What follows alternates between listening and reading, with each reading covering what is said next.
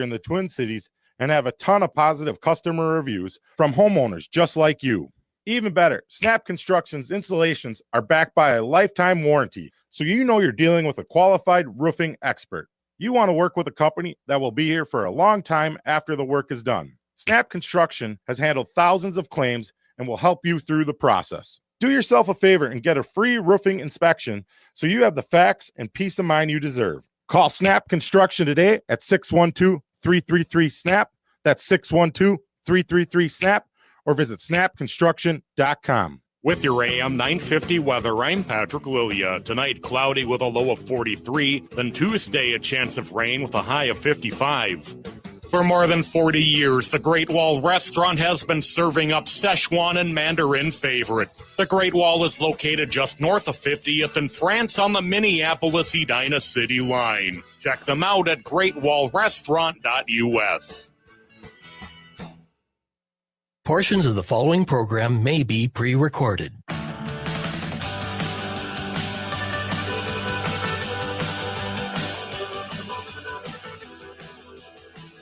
Broadcasting from the studios of AM 950 KTNF, the progressive voice of Minnesota, and airing on WCPTA 20, Chicago's Progressive Talk.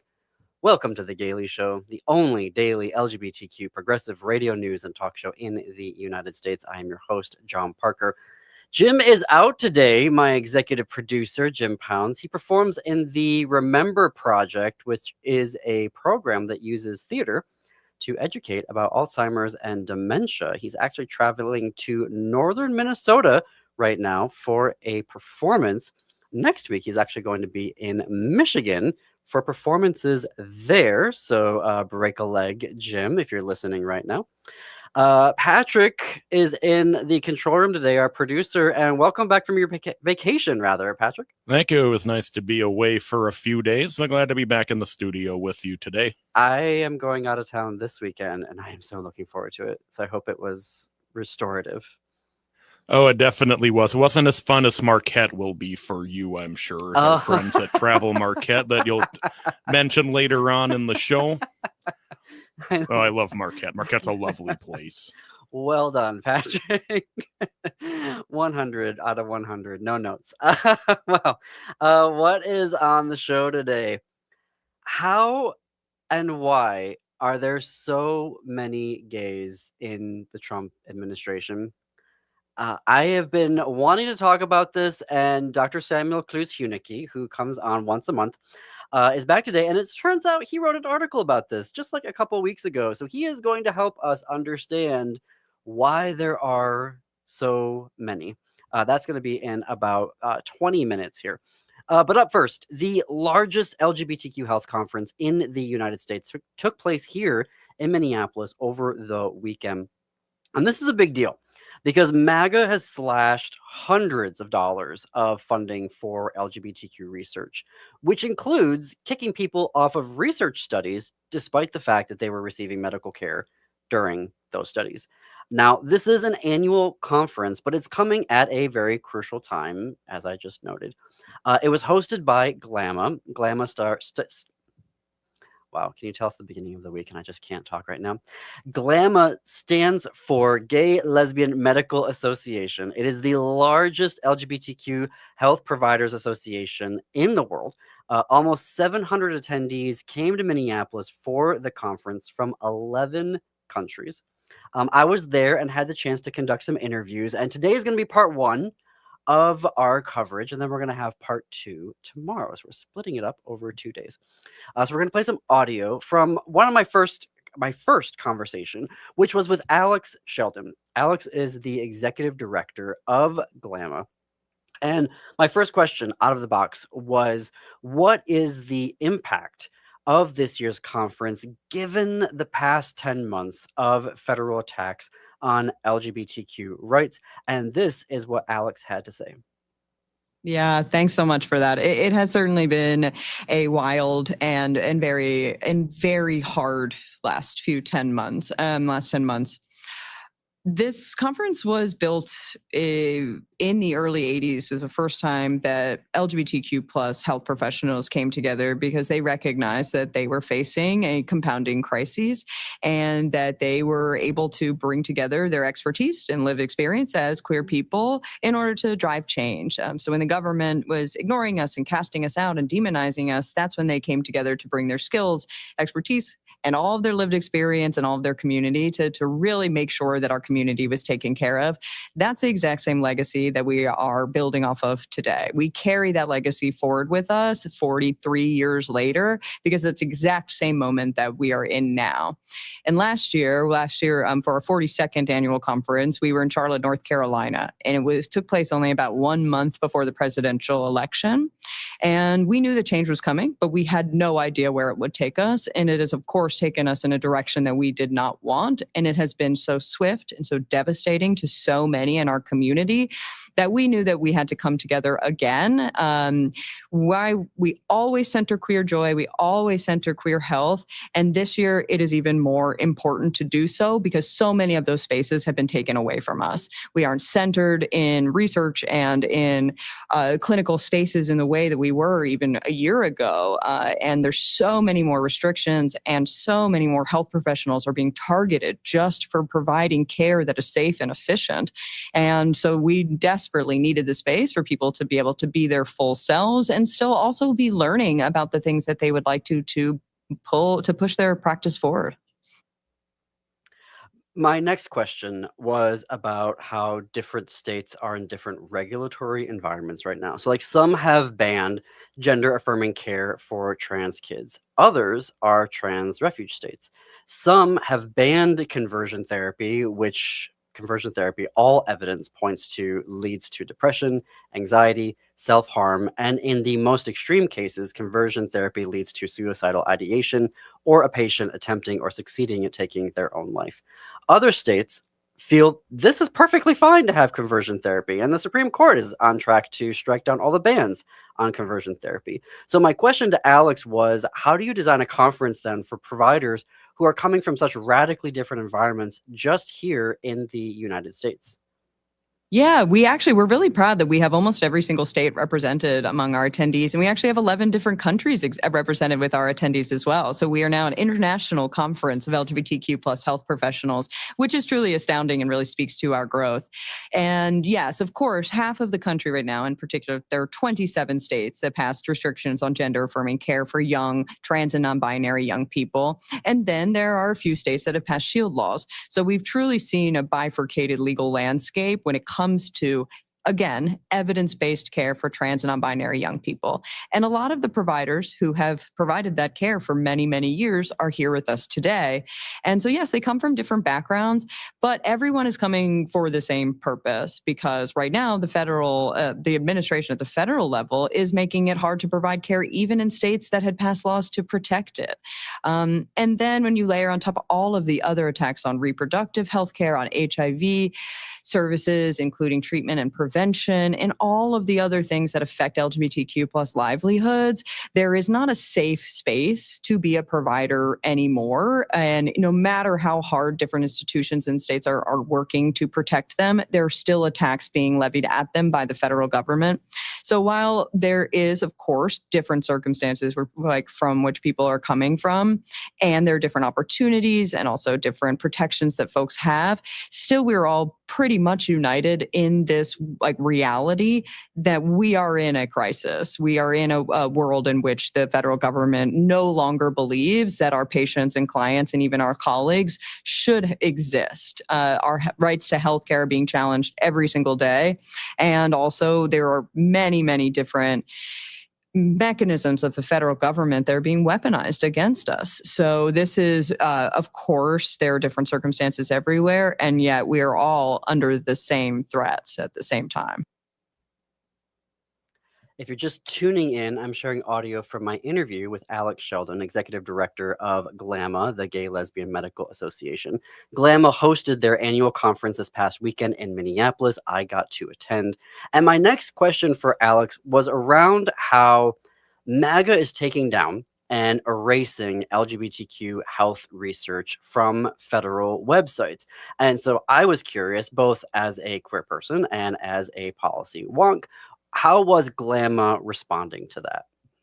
Yeah, that is so important. It was only in recent years and recent decades that we were even able to have this type of research. So this is still a relatively new area, even in terms of like really actually the dedicated resources that we would need to fully understand LGBTQ plus health and LGBTQ plus health disparities. We've just barely scratched the surface. We know so much about healthcare for populations, and also there's so much more to learn. So to have all of those opportunities and even the progress that we've made essentially erased is truly devastating. So we have a lot of amazing partner organizations that have done the lion's share of archiving in those spaces. We do a lot of work to connect folks to those archived materials. So especially for providers who are in states that are facing restrictions, and also for health professionals in training who maybe never got to see those in the first place. We do a lot of work to share those archived materials there. But the other way that we're standing up for research and research findings is that we sued the federal government, and we specifically sued the NIH over their mass rescindment of grant funding for any research related to LGBTQ plus folks, trans folks in particular, HIV and DEI. And so we sued, and we were successful in court, and we were granted a preliminary injunction, and we were able to restore about $100 million in grant funding because those mass terminations were unlawful, just plain and simple. The vast majority of these large statements coming out of the White House are not legal imperatives. They are actually just wish lists. And so we were able to stop those in its track, and hopefully allow for research to continue unimpeded. So we want people to, of course, access the research that has been done, which has been amazing. And we've only just started to get so much progress and so much funding. And also we're fighting to make sure that that progress continues. So that's part one of our coverage of the GLMA conference. I want to thank them for letting me join and attend the conference this past weekend. I actually also got to talk to presenters of one of the sessions, and they came from across the country and are nonprofit leaders. And one of them is an academic researcher based here out of the University of Minnesota.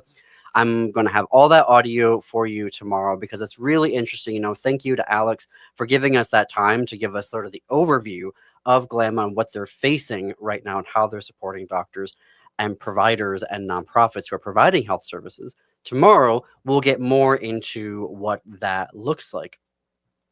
Also, tomorrow, we begin a special series here at the Gailey Show. So for folks in Chicago, you may or may not know that we have a race for the next mayor of Minneapolis. The election is in November. And starting tomorrow, we're going to be having candidates for mayor stopping by here at the Gailey Show. We're going to interview them. Every candidate's going to get a half hour with us. Tomorrow, the candidate is Jazz Hampton. And with Jazz, we're going to talk about his record for the LGBTQ community. We're going to talk about the general trend away from LGBTQ rights, how to respond to the Trump administration's attack on LGBTQ rights, and also, from a healthcare perspective, access to gender-affirming care. So you can tune in tomorrow. We're going to have Jazz Hampton tomorrow, and then on Wednesday, we're going to have Reverend Dr. Dwayne Davis. We have other candidates coming for you in the weeks to come. We're going to take a break right now, and when we come back, we're going to have Dr. Samuel Clues-Hunicke, who is going to help us try to understand why there are so many gays in the MAGA Trump administration. So we're going to take a break. You're listening to The Gailey Show on AM 950 KTNF, the progressive voice of Minnesota, and WCPT 820, Chicago's Progressive Talk.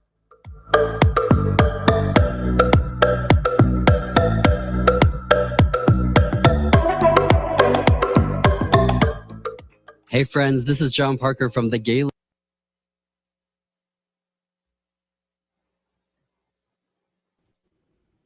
Hey. Hi.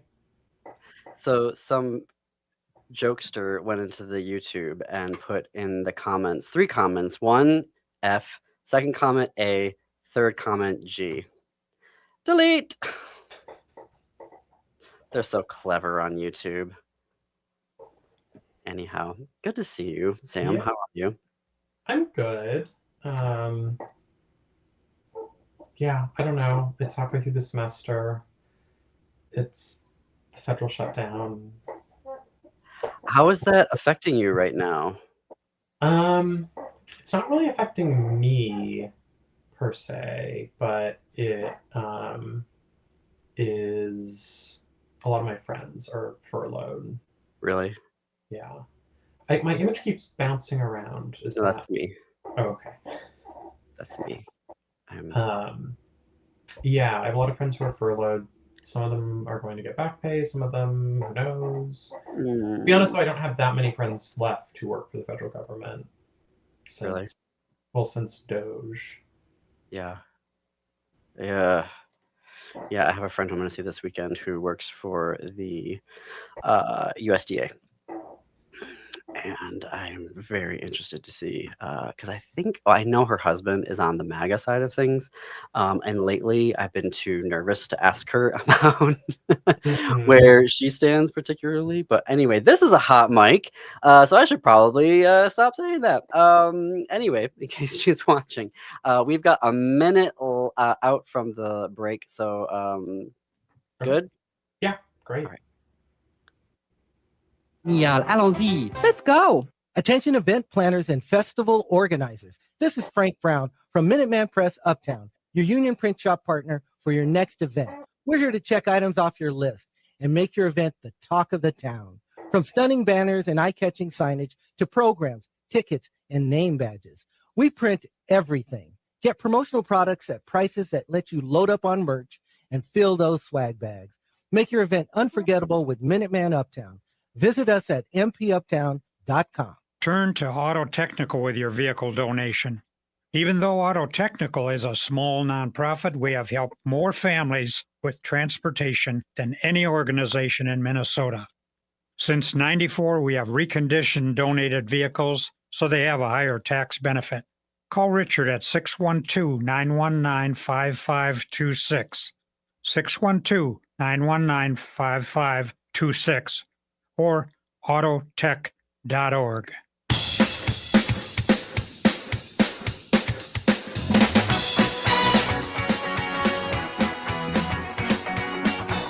Welcome back to the Gailey Show. I am John Parker. We are coming up on the bottom of the hour. Dr. Samuel Clues-Hunicke is an award-winning associate professor of history at George Mason University. A historian of modern Germany, he is the author of numerous books and articles, including States of Liberation, Gay Men Between Dictatorship and Democracy in Cold War Germany, and A Queer Theory of State. Sorry, my notes, I was like, and where's going there? You can buy his books and learn more about his research at his website, samuelclueshunicke.com. Hey, Sam, it's good to see you again. It's great to see you, as always. All right, let's start with how Trump is going after the LGBTQ community, specifically the gays, especially those gays who want the LGB without the T. So I have a little list here, some of which I got from your excellent article and others that I just, happen to know off the top of my head. So let's see here. Hundreds of millions of dollars of gay health research slashed. Books about gay people in the schools on military bases slashed. Books about gay people just generally in schools banned. A Christian nationalist movement that wants to eliminate gays. I would argue that we live in a functional Christian nationalist state, especially when I just saw a video over the weekend of Kristi Noem opening a cabinet meeting in prayer. Literally dozens of Trump supporting pastors calling for gay people to be killed. Check. The GOP actively trying to kick out their own candidate for lieutenant governor in Virginia who happens to be gay. Check. MAGA legislators and Supreme Court justices trying to get gay marriage overturned. Check. 86% of LGBTQ voters voting for Kamala Harris and Tim Walz in 2024. However, check. And yet, Sam, the Trump administration will go down in history as the administration that had multiple firsts of highest ranking gays so far serving in a presidential administration. Please make it make sense. Yeah, it's I mean, I guess first of all, it's nothing new, right? Like, what's new is that these people are out, but it's not new that there are gay people in a Republican administration. This has been a trope at least since Reagan, Reagan is sort of when I think the parties start diverging really on this issue. Before Reagan, I don't think there's a strong difference, but there you can probably find more tolerant people and more discriminatory people in both parties. But with Reagan and the AIDS crisis and so on, it really, I think, starts to diverge. And internationally, the 80s are when you start to see more of a consolidation of gay votes in Western Europe as well, going towards more center-left parties. So before that, it really was kind of scattershot. There wasn't really anything that we could refer to as a gay vote or a pink vote or a queer vote. One of my favorite statistics is, sorry, I'm just going all over the place here, from 1920s Germany, which, as we've talked about, had one of the first major sort of homosexual rights movements in modern history, also a trans rights movement as well. And one of the big organizations did a poll of their members in, I don't remember the exact year, but 1920s, early 1930s, before the Nazi dictatorship. And it found that about a third of its members were in favor of sort of right or far right parties, including the Nazi Party. So again, this is not really anything new. I think we think of it as particularly shocking, both for the reason, the list of reasons you just listed, but also we sort of have this idea that queer people tend to vote kind of center left or left, that by virtue of our sexual identity, we're sort of inherently going to be more progressive. So I think what's going on here is in part just something that's always been happening. The difference is that the gay rights movement has been wildly successful in this country. And so they are now comfortable coming out of the closet and being open about the fact that they are gay, even as they work in an administration that is very intently trying to essentially disassemble the gay rights that give them the ability to come out of the closet in the first place. Okay, your article, which I want to be correct here.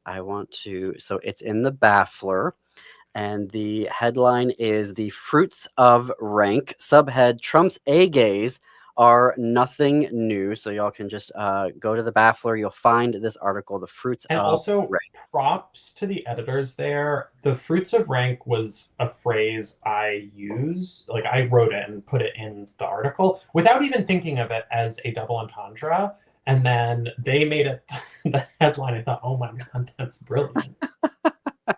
It's good. You have the start of a book if you want to, I think, there. And the reason why I said that is you take us through, you were just starting to do it. You are taking us through the history of how this isn't new. And in my brain, I want to be like, okay, well, there's got to be self-interest. There's got to be when you have a government using the police force to literally bang down the door of your bedroom door and arrest you for having sex and imprison you for it and then charge you and make you pay fines, like you have a certain level of self-interest to go, I'm going to vote for a party that's going to stop the police from coming into my bedroom. And yet there is this anomaly of, as you point out, there was, I mean, do we start with the most, is he the most infamous? I guess there's Roy Cohn and Ernst Röhm. Yeah, I mean, Roy Cohn is the obvious example. But there's Ernst. Yes, right. There's Ernst Röhm. Right. I mean, so, I think there's a lot of countervailing incentives here. And that's sort of part of the problem. I mean, that's sort of the model of late 20th, early 21st century gay politics, is to say the most important thing about you is your sexual or gender identity, and you should be voting based on that. And I think a lot of people historically have rejected that. I mean, it's sort of anomalous, historically speaking, and kind of crazy. And this is actually a big topic that I research in my first book in particular, is how are these movements so successful at getting gay, lesbian, trans, bisexual people to identify politically with their sexual desires. And we can that might be a sort of side tangent. But so there's a lot going on here. And I think when we are talking about the 1920s, 1930s, that has definitely not been established. And there's a bunch of countervailing trends. And so someone like Ernst Röhm, who becomes the head of the Nazi stormtroopers, the SA, he's a very close friend of Adolf Hitler's. He is not what we'd call openly gay, but he is outed in the early 1930s by the Social Democratic Party. And he essentially says, like, no, I'm not going to buy into this kind of medicalized, effeminate version of homosexuality. I think that my, desire for and love of other men makes me more masculine. It's something that I found fulfilled in, the trenches of World War I, and I'm going to seek out experiences and groups that will replicate that. And so actually in a kind of hyper masculine, fascist, setting, that is where he found it fulfilled. I have to fit in a quick break here. We're going to have more with Dr. Samuel Hunicke when we come back as we try to figure out why there are so many gays. And apparently this is just a thing that's been happening in history. You're listening to The Gaily Show on WCPT 820, Chicago's Progressive Talk, and AM 950 KTNF, the progressive voice of Minnesota.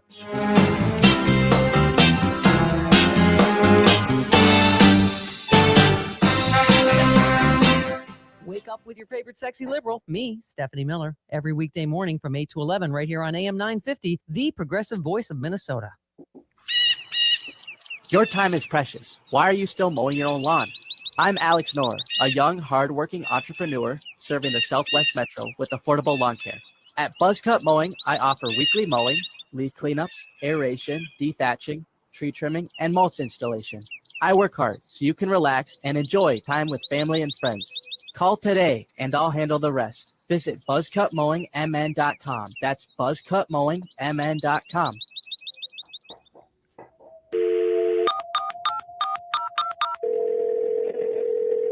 Hello, my name is Paul Sheldon. I'm a novelist. My #1 super fan, Annie Wilkes, has me trapped in her house. I need you to come to the Yellow Tree Theater in Osseo, September 26th to October 19th to get me out. YellowTreeTheater.com. It's misery. Please don't come alone. Hurry, she's coming.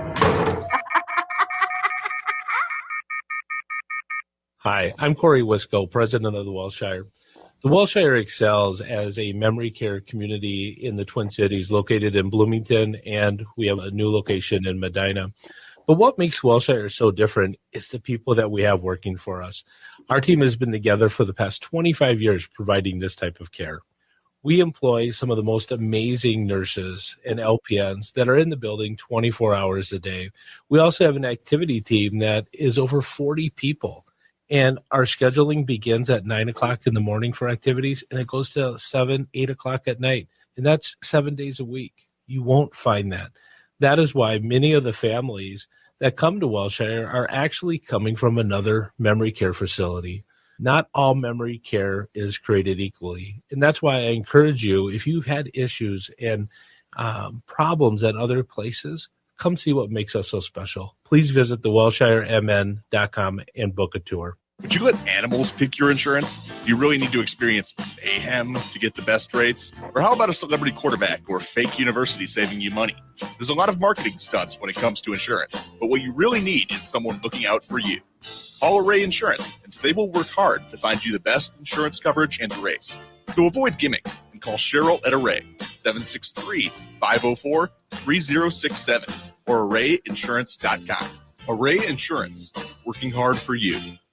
With your AM 950 weather, I'm Patrick Lilia. Tonight, cloudy with a low of 43. Then Tuesday, a chance of rain with a high of 55. For more than 40 years, the Great Wall Restaurant has been serving up Szechuan and Mandarin favorites. The Great Wall is located just north of 50th in France on the Minneapolis-Edina City line. Check them out at greatwallrestaurant.us. AM 950 KTNF, St. Louis Park, Minneapolis, St. Paul.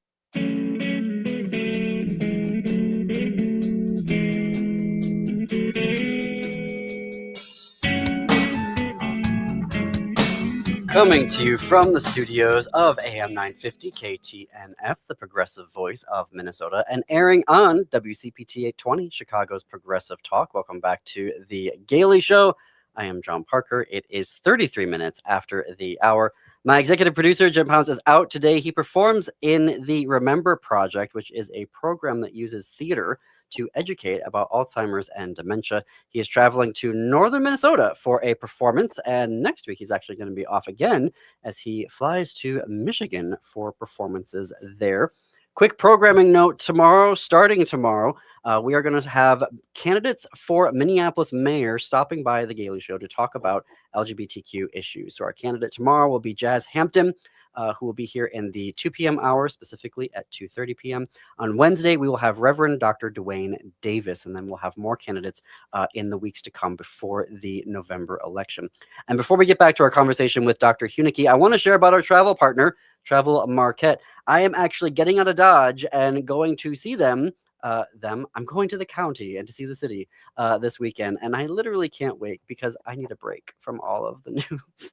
And the reason I've been going to Marquette for twice a year for the past 10 years, and I love that I don't have to worry about being queer while I'm visiting Marquette County. It is a university town. It is a super blue city and a reliably blue county, has a very active pride organization. It has everything that I need besides, being able to just be myself. Good restaurants, excellent bookstores, relaxing hiking and time out in nature, and delicious bakeries. This weekend actually is the Fresh Coast Film Festival. So those in Minnesota or in Wisconsin, if you want to drive up and see the film festival yourself, you can do that. If you're in Chicago and want to hop a plane, you can do that as well to Marquette. You can start your adventure at travelmarquette.com. That is travelmarquette.com. Samuel Clues Hunicke is an award-winning associate professor of history at George Mason University. He's a historian of modern Germany and the author of numerous books and articles, including States of Liberation, Gay Men Between Dictatorship and Democracy in Cold War Germany, and A Queer Theory of State. We've done episodes separately on both of those books. Highly encourage you to go to our YouTube channel to watch those interviews, or you can go to everywhere you get your podcasts and to listen to them as well. Sam... Okay, fast forward from the Nazis, where we have Ernst Röhm, who's basically in charge of the stormtroopers, and it doesn't go well for him, actually, right? That he No. He gets jailed, or does he die? He's killed. Yeah, Okay. He's murdered in essentially an internal party purge year and a half into the regime. The other thing I quickly wanted to mention is I think that there's a sort of respectability angle to it too, a kind of, leopards eating people's faces party element, where there's, usually gay men who sort of think, well, if they're not going to come after people like me as long as I'm not a sex worker, I'm not poor, I'm not sort of, flaunting it in their faces, etc. And so I think that it's both a kind of rejection of the way that gay identity is construed, as well as this sort of, fear or anxiety that, if I associate with these people, then they're going to come after me. But as long as I'm on the kind of right side of things, then I can sort of keep it under wraps and I'll be fine.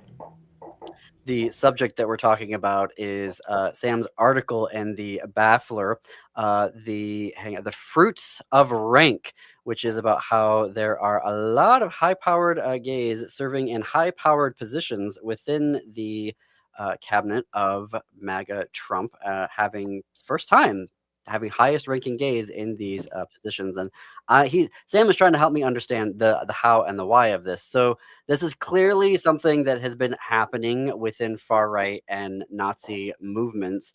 I did not know about, so if we want to fast forward here to Reagan's presidency, the Fruit Loop and Carl Channel. I'm not actually sure how you pronounce it, but yes. Okay, so he's a key figure, as you write, in the Iran-Contra scandal, and apparently had this whole fundraising operation, which I'm assuming was for Reagan and the Republicans, called the Fruit Loop. Yes, and they were involved in helping to finance the Iran-Contra even sort of better. arms, and that's why he went to jail for Iran-Contra.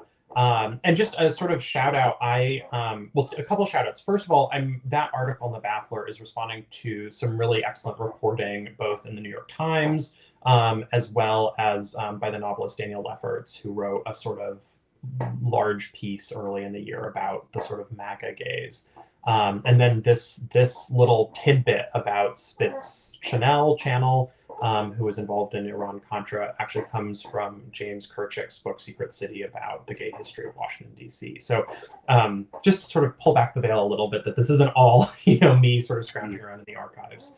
No. But no, it's a totally crazy story. And actually, I think in Kirchick's book, he does a good job of kind of showing just how many closeted gay Republicans there were in these administrations. Despite the fact that Reagan obviously was deeply homophobic, the AIDS crisis happened on his watch. There was, an intentionality to let gay people die of this disease that, we know from looking at other countries that had much more proactive stances that many of those deaths were avoidable in our country. And you're reminding me, actually, you said something earlier that, like, okay, John, chill. Up through Reagan and ostensibly Bush and maybe Clinton and infamously Barack Obama, who was like, I don't believe in gay marriage. Like, the Democrats were not the saviors of the LGBTQ community. Like, they think of themselves today, Johnson, super homophobic, Carter, homophobic. Like, these administrations were just as, I don't say, well, yeah, in some instances they were just as bad. Oh, absolutely.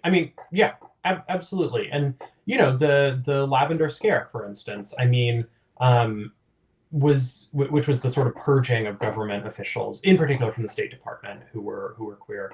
It, sort of gets its start at the very end of the Truman administration. It really sort of picks up steam during the Eisenhower administration. But you have both Democrats and Republicans happily going along with it. It's in fact very much a reaction to the New Deal and to this sort of perceived. What's interesting is that you have this kind of association of being left or far left and queer, but in a negative sense, right? So you don't have queer people who are voting left because they think it'll help them, but you have this association of, the sort of the commie queers who, are then during the Red Scare sort of imputed to be what was going on in the New Deal under FDR. But that the Lavender Scare, for instance, this policy of making sexuality a sort of precursor to working in particular in national security is only officially repealed under Barack Obama. So, yes, you're completely correct. I do want to point out, though, I think starting with Clinton, though, you do have a contemporary perception of Democrats as being more gay friendly. So we, of course, don't look back at the Clinton eras and think, oh, how wonderful. However, it's worth remembering that at the time, Don't Ask, Don't Tell was meant to be a gay-friendly policy, right? That is not how it turned out. But the idea that you would no longer simply dismiss people who are gay from the military, but rather if they could sort of keep it under wraps and they could stay, was in the early 90s, at least by certain quarters, seen as a progressive policy. So I think that's when you start having this association. And obviously Barack Obama, for all his disavowal of gay marriage, was seen, I think correctly, basically, as a very pro-gay rights or queer rights president. And that obviously built on itself. You have Loretta Lynch, his second attorney general, making this sort of profound declaration in support of trans rights towards the end of his presidency. But again, I think it's worth pointing out just how contemporary that is. That isn't something that has existed for a long time. That's basically been within our lifetimes that this has happened. I think I hear a squeaky chair back there too. It kind of sounds like it sounds like a duck call or like a turkey caller. No. Okay, I'll try not to move. I was like, unless you got like a pet duck, and I don't know about that. No, I'm just getting too excited, and so I'm bouncing around in my chair. Oh, do you know how many times I've hit this microphone? Because I'm just wildly flailing my arms. Okay, so but there's I think that one of the arguments that folks are like, and in my brain as well, I look at you're talking there about how President Obama campaigned on no to gay marriage, and then over the course of the 8 years in office, rapidly seemed to just started taking all of these pro-LGBTQ positions. Vice President Biden just basically went on TV and told everybody, yeah, we're gay marriage friendly, let's do it. And Obama was like, excuse me, what did you just say? But why didn't we see a similar, because if there are all these high-ranking gays and pretty much gay men in these right, conservative and far right, why didn't that party develop anything positive. It just sort of seems like it's consistently always, bad, bad, bad, tamp it down, get rid of it. And I think that is what creates this cognitive dissonance between, the two parties these days anyway. Yeah, I mean, I think my best explanation for that is the rise of the Christian right in this country. This is something that took shape over the second half of the 20th century and really entered mainstream politics through the kind of Reagan coalition. I think again, I'm not an American historian, so that's my kind of caveat here. But my understanding is that this kind of Christian right or far right was seen as pretty fringe until Reagan pretty explicitly welcomed them into his camp. And so I think that's when you have the kind of modern Republican coalition born, right? This sort of coalition of business and Christianity, or a certain flavor of Christianity. I should sort of caveat that by saying there are plenty of Christians who obviously don't vote for the Republican Party, and I think that particular flavor of Christianity is very much against a whole host of sexual rights and gender-related rights. So they're obviously against abortion, and that's been one of the driving issues for the Republican Party and the right in this country since Roe v. Wade. They're against rights for gay people. In many cases, they're against other rights for women in particular. Right? There's this sort of very quote unquote traditional view of gender roles. They sort of turn themselves into being transphobic. And so I think that's really the reason. I think that's also the reason why such a high percentage of queer people vote for the Democratic Party in this country, is because there is a genuine fear about what will happen if Republicans are in power. And what's interesting is when you compare it to other sort of similar countries in Western Europe, you don't have the same Christian right, and you don't have the sort of center right or right wing party being nearly as sort of vocally homophobic. And therefore, queer people actually do tend to split their votes much more among the kind of big mainstream parties. There's maybe a slight preponderance for kind of center-left parties still, but it's not nearly as pronounced as in the US. You start to make an argument in your article. We're talking with Dr. Samuel Clues-Hunicke about gays in MAGA land, and you start making an argument about how the stability of identifying as gay, lesbian, bi, etc., is kind of breaking down, and that's maybe leading to this exodus or return of LGBTQ people to these other right-wing and far-right parties. And of course, I'm asking a huge question right when we're coming up on a break here.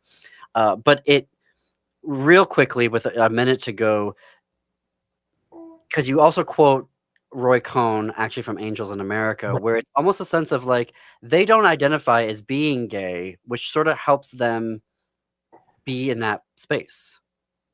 Right. And this, it was an article. It's not a fully fleshed out idea, but basically I think there's been a sort of switcheroo where it used to be that if you're sort of a conservative closeted gay man, you're going to, publicly identify as straight. You're going to kind of keep it under wraps. You're a straight man who, plays around with other men, whatever. And now I think the sort of conservative thing to do is to sort of identify as gay, not queer, right? And that if you identify as queer, then you're signaling that you're, part of the radical left or what have you. And so I think there's been this sort of embrace of kind of sexual identity as the left is kind of leaving sexual identity behind. I want to pick that up too when we come back. I have to fit in a quick break. One last break, still lots to get to with Dr. Samuel Clues-Hunicke when we come back. You are listening to The Gailey Show on AM 950 and WCPT 820.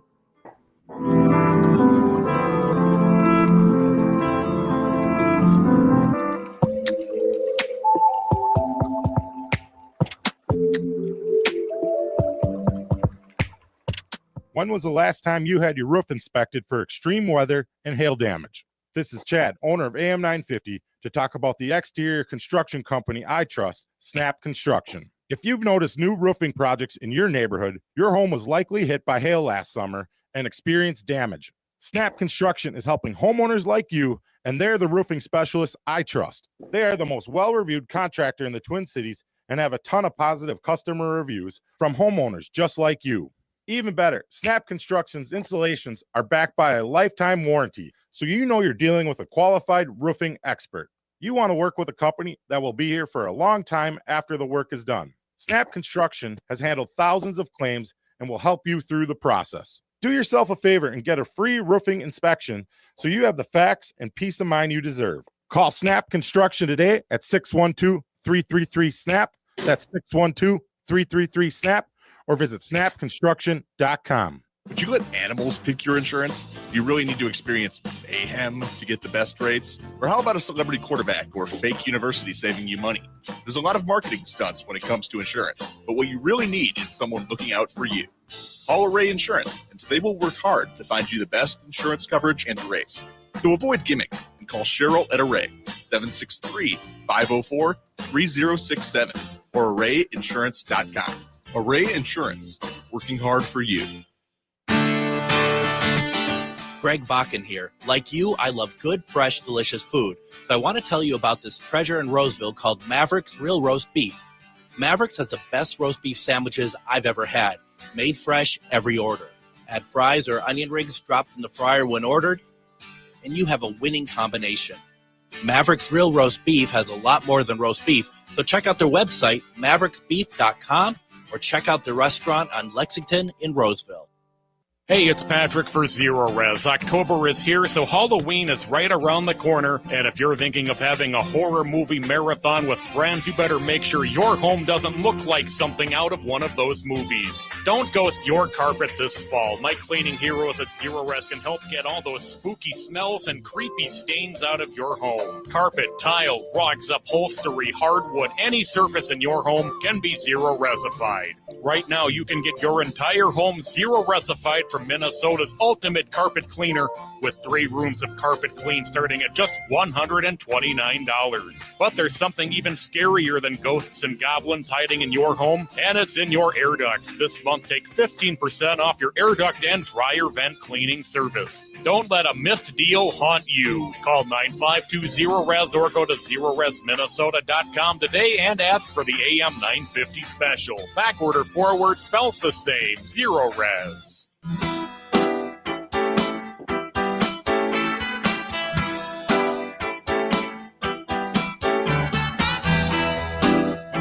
Welcome back to the Gailey Show. We are coming up on the top of the hour. I'm John Parker. We are here with Dr. Samuel Clues-Hunicke. We're talking about his recent article, The Fruits of Rank, which is in the Baffler. And we're talking about all of the gays in the Trump administration, how we get there and how they got there, and all of the sort of politics behind that and the history behind that.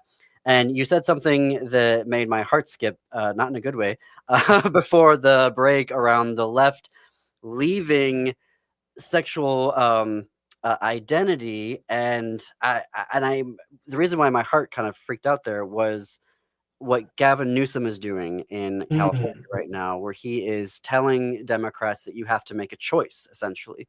You either fight fascism and fight Trump, or you have gay rights, queer rights, and you can't have both, as evidenced by his sending his staff to the Hill, their version of it in California, and saying, don't send me any more LGBTQ legislation, and zeroing out LGBTQ issues from his budget. And he's still got a bunch of bills on LGBTQ rights that he hasn't signed yet, despite signing hundreds of other bills already in the past week. So not to mention his podcasts and all this stuff. Yeah. I mean, Gavin Newsom is an idiot. So that... Seems like everyone who's from California or actually knows anything about him feels that way. And people who aren't from California and don't know anything about him are all like, he's the savior. Oh, no. I'm very bad at political prognostication, so, take this with a grain of salt, but I am pretty convinced he will never be president. I just don't think he doesn't stand for anything. He doesn't believe anything, right? This is someone who first made a name for himself by illegally granting gay marriages. And I think that tells you pretty much everything you need to know that he has now done like a not full 180, but is like in the process of doing a 180 on that. And so that's not what I meant. I didn't mean that the left is turning its back on sexual identity in the sense that they're going to become homophobic. I hope they're not going to become homophobic. There are plenty of leftist movements in the past that happen. My point was, I actually think, and there's a sort of silver lining to this, which is that I think if you look at the history of this effort to get queer people to vote for left or center-left parties, this was an incredibly freighted and sort of ambivalent process. It definitely relied on respectability politics, right? We're going to, in particular, get rid of like sex workers. We're going to privilege wealthy gay people, right? If you think about people like Edith Windsor, are the face of this movement. And nothing against Edith Windsor, but I think it is telling that the case that sort of opened the floodgates to gay marriage was about inheritance tax and about the right of a wealthy widow to inherit massive sums of money from her deceased partner, right? These are not the sort of concerns of ordinary Americans. The inheritance tax only applies to like point something % of the entire US population. So my point is that I think if the left gets back to thinking about, material goods and sort of, class and how people are actually living and how to materially improve people's lives, that is actually a better basis upon which to build a coalition than sort of going around and assigning people different identities and saying, we're going to give you these rights based on this identity, and we're going to give you other people these rights based on that identity. And I think there's a way to talk about this and do it and think about it that is actually much more holistic and much less kind of scattershot and much less, kind of finger to the wind, which is what Gavin Newsom is doing, saying, oh, well, this issue is his bucket of rights is no longer popular, so we're gonna drop them. Whereas I think if we're thinking about how do we sort of improve everyone's life, that's a much more compelling message and much better overall. And I think it's also telling, as I mentioned, Clinton is really the start of this in the US, where you have this sort of alliance between the Democratic Party and queer people. That is also the administration where the Democratic Party takes a hard rightward turn to kind of neoliberal politics. And this is an argument that many scholars have made for decades now. Lisa Dugan is a great place to start her essay on homonormativity, and essentially saying that this was cover for this kind of rightward economic turn. And so the Democratic Party could say, no, we're progressive, we support rights, and holding up these kind of identity politics rights, while at the same time being complicit in shredding the social safety net, shredding regulations for big industry. I mean, 2008, the financial crash is just as much Clinton's fault as it was Bush's. And so I think that if we're starting to let go of that a little bit more, it might actually mean something good about where the left is going in this country. You're not convinced. Well, no, it's resonating with me, and this is my people call it my angry face, and I'm like, no, it's my thinking face, which is I have talked to, unfortunately, too many queer people who immediately were like, yeah, we voted for Kamala. Boom, the end. Obviously I vote for Democrats. Like, it's sort of a given. I'm gay, I'm queer, I'm lesbian, I vote for the left. But then you start talking about immigration, and it's like, oh my God, you sound like MAGA right now. And you're like, oh, no. And there's other issues where they start talking, and I'm like, no. You sound exactly like any of these, MAGA podcasters right now. And I think that this is a conversation that we're going to have to continue as I'm looking at my clock. Yeah. But I think you're right. And I'm also thinking about how do we even approach our show and doing this, where we are starting to butt up around immigration issues. And I'm like, the queers don't really have an immigration policy. We like asylum when it's a gay person. When it was Andrea Hernandez Romero who was sent to a concentration camp. Suddenly, as queer people, we cared about it. But it seems like when there isn't someone involved, then we're sort of ambivalent. We're like, well, we don't really have an immigration policy, so to speak. And so I think that you're right there in terms of how is this located not within identity politics anymore, of here are our list of priorities, but then we're sort of free to go off and have MAGA economic policies or MAGA immigration policies that are harming us. But anyway, that is a much larger conversation, and we'll have you back here. We'll have you back here in a month where we can pick it up there. His website is samuelklushunicky.com. His books are States of Liberation, Gay Men Between Dictatorship and Democracy in Cold War Germany, and A Queer Theory of the State. You can buy them at his website or on our bookshop.org page. Links in the show notes and our bio. See you next month, Sam. See you next month. All right. Thank you for listening, everyone. Up next on WCPT 820 is Choose Views with Richard Chu. On AM 950, it's the Matt McNeil Show. Stay tuned after that for Native Roots Radio. And then at 10 p.m. Central, Step Into the Unknown with Greg Bakken on Ghost Box Radio. And until tomorrow, keep it queer, America.